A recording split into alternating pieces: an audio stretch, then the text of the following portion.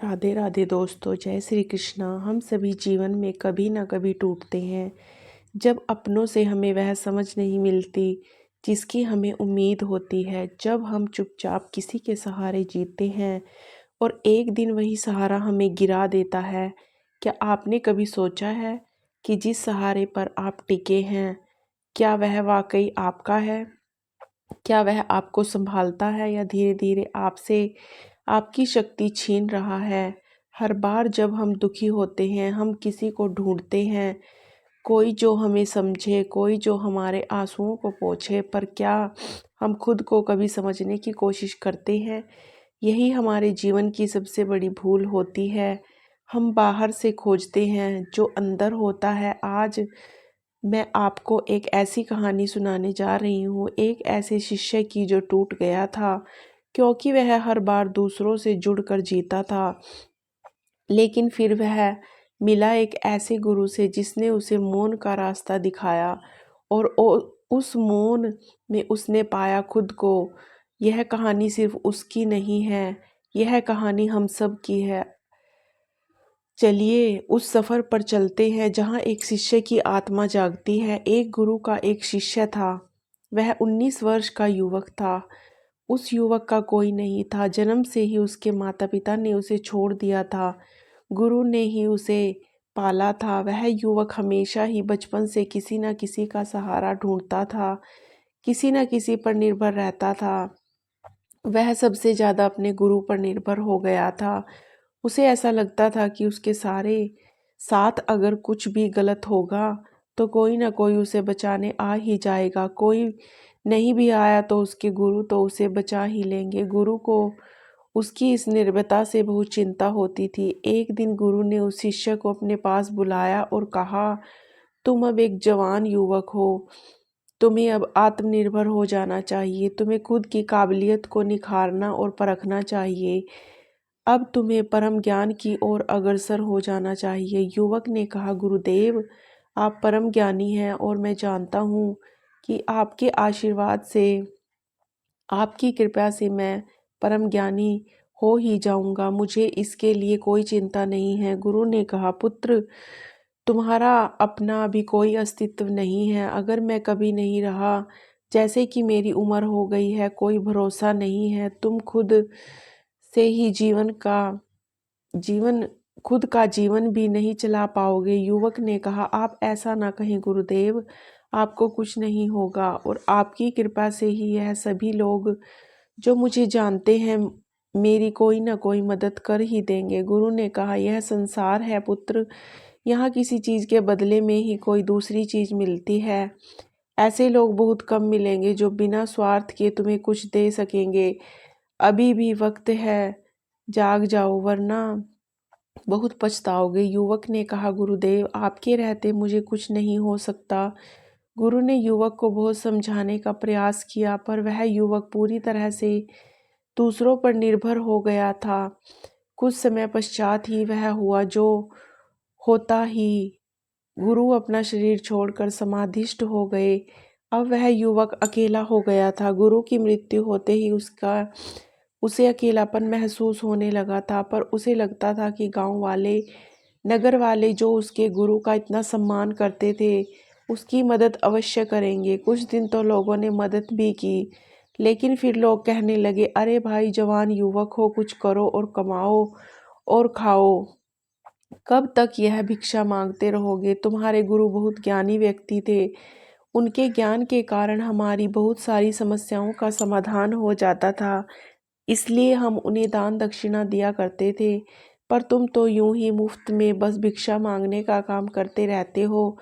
कुछ और भी करना है जीवन में या बस यही करते रहना है? उस दिन उस युवक के मन पर बहुत गहरा आघात हुआ।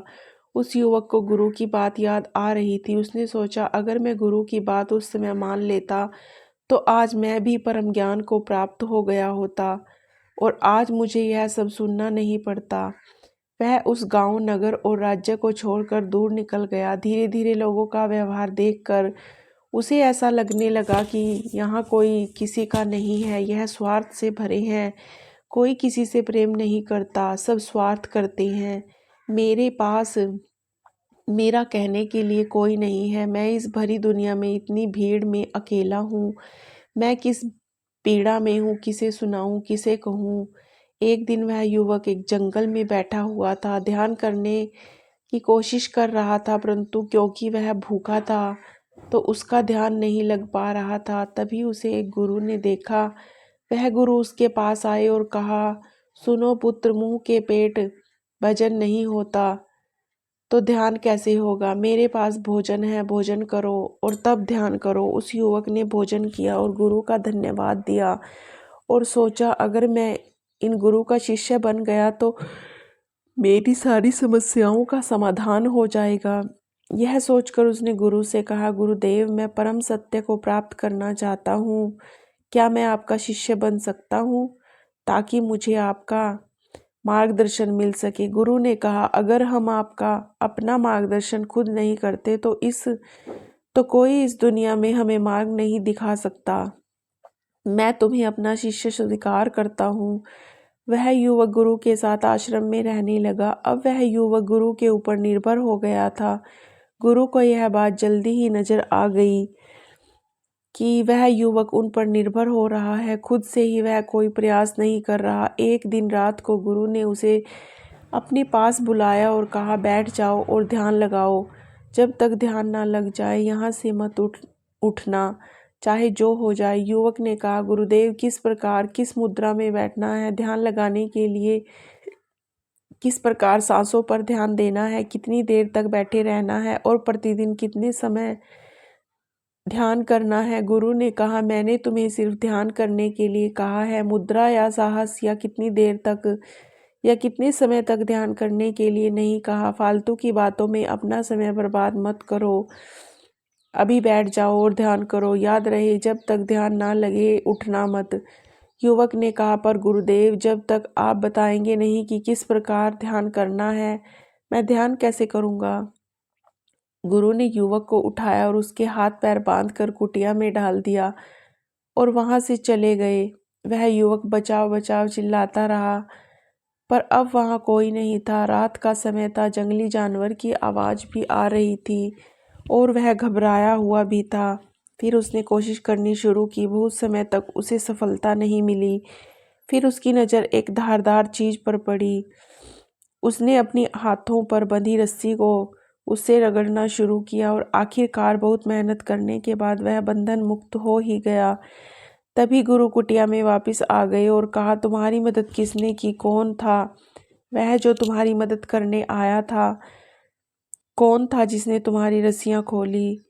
युवक ने कहा, कोई नहीं है, तो मैंने खुद ही किया है, यहाँ कोई नहीं आया। गुरु ने कहा, बस यही तो मैं तुम्हें समझाना चाहता हूँ कि पुत्र, अपनी आंखें बंद करो और ध्यान में बैठो और सुनो। कोई नहीं आएगा तुम्हें बचाने, कोई नहीं आएगा तुम्हें आगे ले जाने, कोई नहीं आएगा तुम्हारा काम करने, कोई नहीं आएगा जो तुम्हारा तुम्हारे जीवन भर तक साथ दे सके। वह एक ही है जो संसार में तुम्हें संभाल सकता है और वह तुम खुद हो।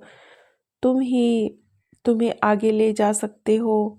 तुम ही खुद को दुखों से बाहर निकाल सकते हो। तुम ही तुम्हें परम सत्य तक पहुंचा सकते हो। तुम ही तुम्हें ध्यान का मार्ग दिखा सकते हो। शिष्य ध्यान में खो गया। पूरी रात वह ध्यान में बैठा रहा। अब उसे ध्यान में किस प्रकार बैठना है, कितनी देर बैठना है, सांसों पर किस प्रकार ध्यान देना है, दिन में कितनी बार ध्यान करना है, इस बात से कोई फर्क नहीं पड़ रहा था। सुबह वह ध्यान से उठा और गुरु के पास आकर बोला, गुरुदेव, आपने मेरी आंखें खोल दी। मैं अपने आज तक के जीवन में दूसरों पर निर्भर रहा, पर मैं अब समझ गया हूँ कि यहाँ केवल वही अपनी असली काबिलियत को, अपनी असली शक्ति को पहचान सकता है जो खुद पर निर्भर रहता है। मैं आपसे यह जानना चाहता हूँ कि परम सत्य तक पहुँचने का मूल मंत्र क्या है। गुरु ने कहा, अब तुम अपने मार्गदर्शन में हो तो मेरा दिखाया रास्ता भी तुम्हें मदद करेगा। तो सुनो, मौन ही वह मूल सूत्र है जो परम सत्य तक पहुँच जाता है। मौन ही बाहर का नहीं, मुख का नहीं, भीतर का होना चाहिए। भीतर जितना मौन उतर जाता है, हमें चीज़ें उतनी अधिक स्पष्ट दिखाई देने लगती हैं और यही स्पष्टता सत्य की ओर ले जाती है। जब तुम अपने मुख से बोलो तो तुम्हें अपना हर शब्द सुनाई दे। तुम इतने मौन हो जाओ जितना मौन यह ब्रह्मांड है, तब तुम इस ब्रह्मांड के साथ इनकी भाषा यानी मौन की भाषा में बात कर सकोगे। जो तुम्हें मौन हुआ है उसने उतना ही पाया है। युवक ने कहा, गुरुदेव आपने जो मार्ग दिखाया मैं उस मार्ग पर अपना मार्गदर्शन अवश्य करूँगा। अब मैं आपसे आज्ञा चाहता हूँ, मैं अपनी यात्रा आगे बढ़ाना चाहता हूँ। यह कहकर वह युवक अपने ऊपर निर्भय होकर खुद से मुलाकात करने निकल पड़ा। मौन ही वह शक्ति है जो हमें हमारे अस्तित्व तक पहुंचा सकती है। परंतु वर्तमान में सभी लोग बाहर से नहीं अपितु भीतर से भी अपने मौन को खो चुके हैं, क्योंकि व्यक्ति हमेशा दूसरों में अपनी खुशी ढूंढता है, यानी दूसरों पर निर्भर होने की कोशिश करता रहता है। इसी कारण से उसकी खुशी, उसका दुख, उसकी शक्ति, उसकी पहचान सब दूसरों पर ही निर्भर हो जाती है। जो अपने तक पहुंचा है उसकी खुशी, उसका दुख, उसकी शक्ति, उसकी पहचान सब उसी के हैं। धन्यवाद।